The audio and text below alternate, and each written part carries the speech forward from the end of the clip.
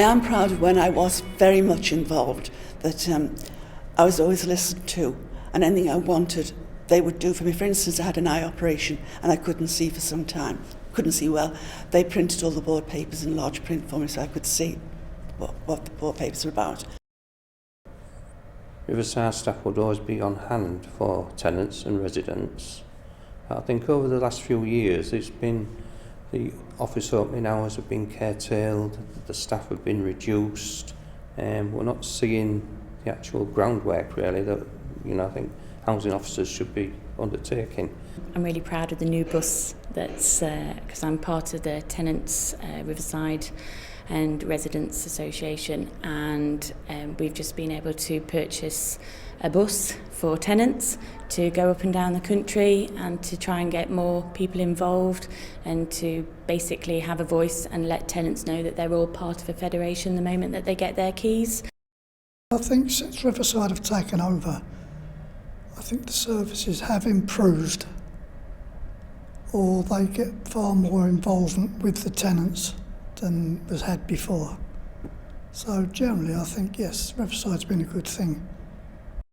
Give an idea, housing officials, and I think a lot's from what it was like some time ago, but tenants in this area will vote with their feet. We have a 10% turnover on some parts of our estates. That's just ridiculously high.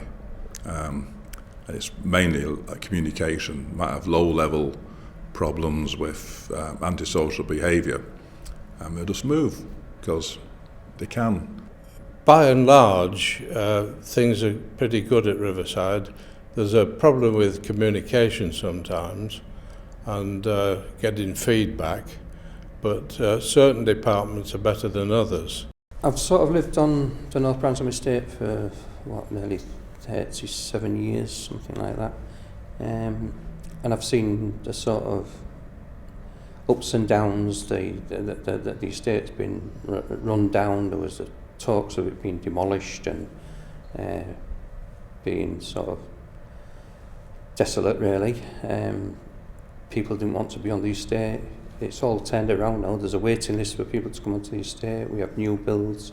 The regeneration programme has improved the lives of many on the estate. We're still a close-knit community.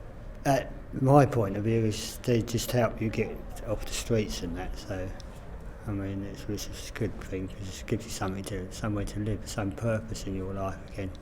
Riverside has helped me out a lot. Being homeless, it is a homeless hostel which I'm in, but after so many months I'll be getting a flat from them.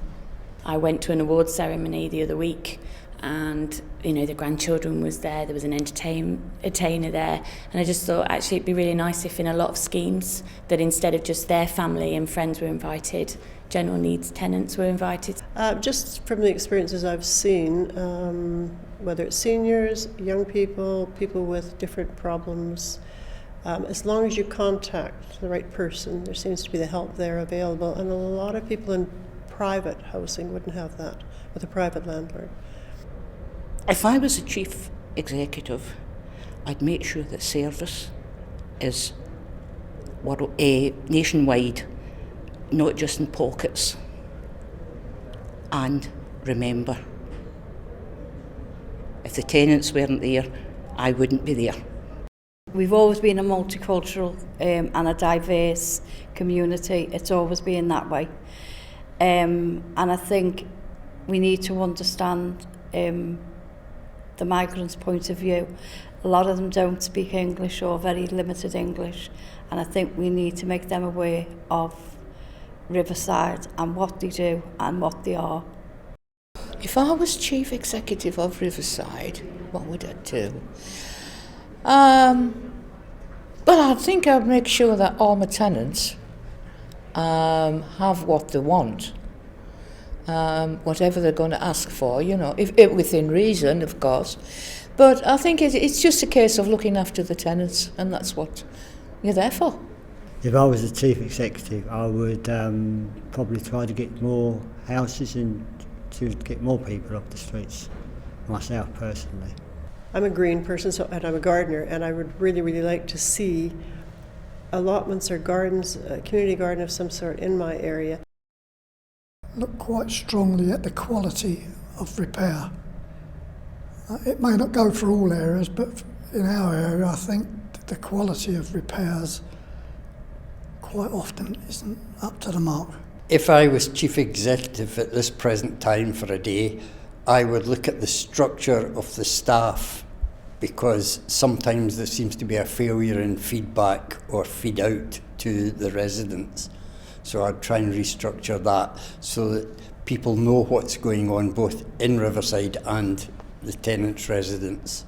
If I was chief executive of Riverside, I would ensure that the tenants were at the top of the list of whatever was going on.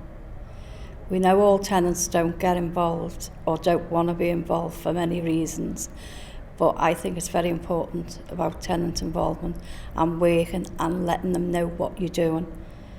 I would try and help the more vulnerable people, whether they were disabled physically or mental health problems, so that they didn't feel so isolated, especially people who don't have links to family in the area. Bring the wardens back, the community wardens who, you know, were the overseers of things, and that would be a big improvement. I know it's far-fetched and it probably never ever happen, but for older people over 55s, it would be nice to have accommodation where it was LGBT. Now, myself, I've got mental health problems, I don't mind saying that. But when you're at your lowest, if you've got someone that you know can really support you like that, and that they understand, maybe they can support you before you end up being really ill and ending up in hospital. There is room for improvement.